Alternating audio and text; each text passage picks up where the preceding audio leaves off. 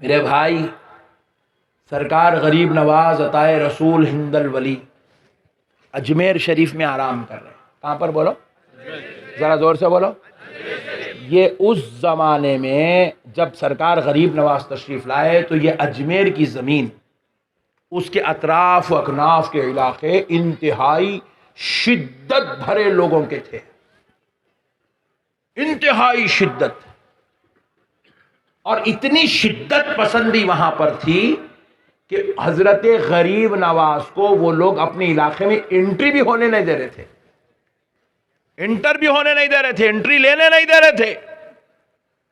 مگر حضرت غریب نواز نے انہی کے علاقوں میں، انہی کے بیچ میں بیٹھ کے لوگوں کو بتا دیا، لوگوں، اسلام اسی مذہب کا نام ہے جس سے تم جتنی نفرت کرتے جاؤ گے وہ اتنا تمہارے گھروں میں داخل ہوتا چلا جائے گا. آج کے حالات کو دیکھ کے مسلمانوں پریشان نہیں ہونا، ارے واہ کیا پیغام ہے. پریشان نہیں ہونا. بولے درگاہ میں وہ خدا کو ڈھونڈ رہا، ہماری مسجد میں ان کے خداؤں کو ڈھونڈ رہے. پریشان مت ہو، یہ پرانا سسٹم ہے، 1400 سال پہلے سے چل رہا ہے سسٹم. کعبۃ اللہ شریف میں بھی لے کے جا کے لوگ اپنے اپنے خداؤں کو بٹھا دیے تھے. بٹھانا ان کا کام ہے، پاک کرنا اللہ کے محبوبوں کا کام ہے. 1400 سال سے ہم لوگ یہی کر رہے ہیں. ٹینشن کی کوئی بات نہیں ہے، گھبرانا نہیں، ہیبت نہیں کھانا. ہمارے مسلمان جذبات میں آتے مرد آباد مرد آباد، روڈوں پہ نکل جا رہے ہیں، پتھر لے کے مارتے رہے ہیں، کیسا بک کر لے رہے ہیں، جا رہے ہیں جیلوں میں بیٹھ جا رہے ہیں. کام کے نہ دھام کے. وہ خالی بیٹھ گیا، اس کو چھڑانے کے واسطے چندہ تک قوم دینے کو تیار نہیں. اتنی خطرناک ہو گئی قوم. اس کی بیوی پورا سونا بیچ دی تو بھی وکیل جو ہے لے لے رہا، سب کھا لے رہا، مگر چھڑا کے لا رہا اس نے بیچارہ. مسئلے بڑے خراب ہیں. مسلمانوں، احتجاج کی ضرورت نہیں ہے. میری بات سمجھو، میں بڑی بات سمجھا رہا ہوں آپ کو. آج احتجاج کرنے سے کچھ ہونے والا بھی نہیں ہے. پورے 1 لاکھ لوگ نکل کے باہر روڈوں پہ احتجاج کرے تو بھی کچھ بھی ہونے والا نہیں ہے. مسئلے کا حل کیا ہے میں آپ کو بتا رہا ہوں. سنو، ایک بات میں کو ایمانداری سے بتاؤ، یہ جو کھانا اپن کھائے نہیں اب شام میں کھائے، ہاں اماں ہے وہ تھوڑی نہیں کھائے گی، کھائے گی بول کے 3 دن سے بھوکے دیکھ رہے لوگ. ذرا زور سے بولو کھائے. یہ کھانا کہے پہ پکا؟ نہ چولہے پہ پکا، نہ گیس پہ پکا، آگ پہ پکا. آگ نہیں ہے تو چولہے پہ رکھے تو پک جاتا. دیوانے باتا پورے. آگ ہونا ضروری ہے نا جی بھائی. چولہے کو لے کے کیا کرتے؟ آگ ہوا، آگ پہ پکا نہیں. آگ ایک ظلم کا نام ہے، زیادتی کا نام ہے، جلا دینے کا نام ہے. مگر اللہ کہہ رہا ہے جہاں ظلم ہوتا ہے وہیں نعمتیں پکا کرتی ہے. انہوں ظلم کر رہے نا، تم ہیبت نہ کو کہو، ٹینشن نہ کو لو. یہ ظلم پہلی بار نہیں ہو رہا 2024 میں 25 میں. 1400 سال سے میاں بھائی ظلم کے بیچ میں ہے. اسلام کربلا سے نکلا تو پھولوں کے بیچ میں نہیں، ظلم کے بیچ میں نکلا. 450 سال پہلے اسی ہندوستان کی زمین پر اکبر جیسے منحوس بادشاہ نے اسلام کو ختم کر کے دین الہی کو لانا چاہا. 10 لاکھ کی فوج تھی، ظلم پہ ظلم، ظلم پہ ظلم، ظلم پہ ظلم ہوتا رہا. 450 سال سے یہی کوشش چل رہی ہے. نہ اس وقت اکبر کے کہنے سے دین ڈوبا، نہ آج کے ظالموں کے کہنے سے دین ڈوبے گا.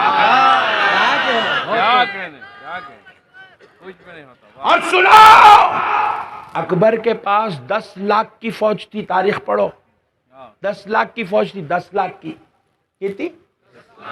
اکبر کے پاس 10 لاکھ کی فوج تھی. دین الہی لے کے آیا تھا.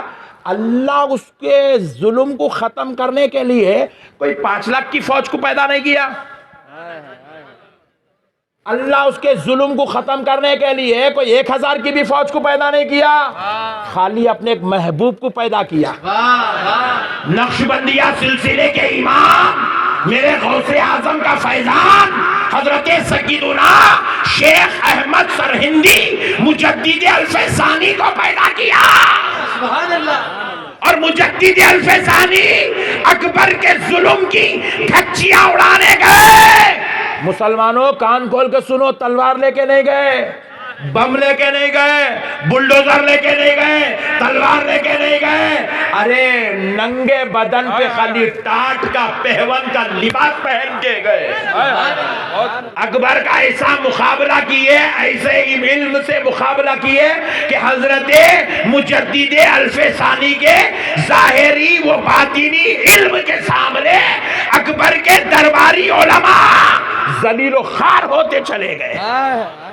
اور جو دین الہی لایا تھا صرف اللہ کے ایک محبوب نے اس اکبر کے دین الہی کو اکبر کے ساتھ اس کی خبر میں گاڑ کے رکھ دی ہے. یہ پہلی بار نہیں ہو رہا میرے بھائی، یہ پہلی بار نہیں ہو رہا. آپ لوگ ڈرنے کی ضرورت نہیں ہے. اسلام کو جتنا دبائیں گے نا اسلام اتنا ابلتا. یہی تو اسلام کی لچک ہے، یہی تو اسلام کی خوبی ہے. اسلام ہمیشہ عاشقوں کے بیچ میں نہیں پلا، اسلام ہمیشہ ظالموں کے بیچ میں پلا. نعرہ تکبیر، نعرہ رسالت. اسلام ہمیشہ ظالموں کے بیچ میں پلا ہے. بے شک. اسلام ظلم کو برداشت کرنا اسلام کی فطرت ہے. نہیں، جب رسول اللہ کا نور مبارک حضرت عبد المطلب کی پیشانی میں چمکتا تھا، ابراہا اپنے ہاتھی کو لے آیا اسلام کو ختم کرنے کے لیے، کعبے کو توڑنے کے لیے. حضرت عبد المطلب کیا کرے؟ بولے اے اللہ یہ تیرا دین ہے، یہ تیرا گھر ہے، تیرے گھر کی حفاظت کرنا تیرا کام ہے. اور اے اللہ میں اپنے بکریوں کو لیتا ہوں، ان کی حفاظت میں کرتا ہوں، تیرے گھر کی حفاظت تو کر. بولے بول کے پوری قوم کو لے گئے، لے جا کے اوپر پہاڑ پہ بیٹھ گئے حضرت عبد المطلب. ہوا کیا؟ ابرہا آ رہا تھا کعبے کو توڑنے کے لیے، ہاتھی کو لے کر آیا، ہاتھیوں کا لشکر لے کر آیا، فوج کا لشکر لے آیا. اللہ نے ابابیل کی چونچوں میں کنکر دے کر ابرہا کے لشکر کو نیست و نابود کر کے بتا دیا بندو میرے دین کے لیے تمہاری ضرورت ہی نہیں ہے، میں اپنے گھر کی حفاظت خود کر لیا کروں گا. پھر آپ پوچھیں کیا مول صاحب پھر ہم لوگ کل سے لاک ڈال لے کے گھر میں بیٹھ جانا؟ نہیں بیٹھنا. آپ ایمان والے ہیں، آپ اپنے ایمان کو سنبھال لینا. بہت بڑی بات ہے. آپ اپنے ایمان کو سنبھالو. کمزور نہیں رکھنا. ہاں، آپ کمزور نہیں پڑنا، آپ ہمت نہیں ہارنا. آپ اس وقت جو ہے چاپلوسیاں سرکار جوتیاں اٹھاتے نہیں پھرنا. آپ مومن ہیں، مومن.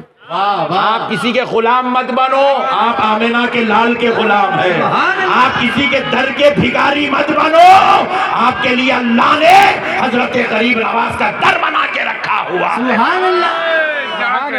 آپ غیروں کی غلامی مت کرو، آپ اپنے رب کی بارگاہ میں سجدے کرو. آپ قرآن پڑھو، آپ حدیث پڑھو، آپ اپنے ایمان کو سنبھالو. دین سنبھالنا اللہ کا کام ہے. کس سے کام لینا ہے اللہ لے لیتا، کیسا لینا ہے اللہ لے لیتا، کب لینا ہے اللہ لے لیتا. آپ اپنا ایمان سنبھالو. یہ دور ایمان سنبھالنے کا ہے، غلامیاں کرنے کا، چاپلوسیاں کرنے کا، مکاریاں کرنے کا دور نہیں ہے. چھوڑو یہ چاپلوسیاں، چھوڑو یہ غداریاں، چھوڑو یہ ڈغلے بازیاں. غلام مصطفیٰ بنو، غوث و خواجہ کے در کے بھکاری بنو، بارگاہ خدا میں حاضری دینے والے بنو. مرنے کے بعد خدا کو منہ دکھانا ہے، منہ دکھانا ہے، منہ اللہ کو منہ دکھانا ہے. چاپلوسیاں کرنا چھوڑ دو. مسلمانوں آؤ اپنے ایمان کو سنبھال لو. یہ دور میں ایمان، تم اپنا گھر سنبھالو جی، اپنی بیگم کو سنبھالو.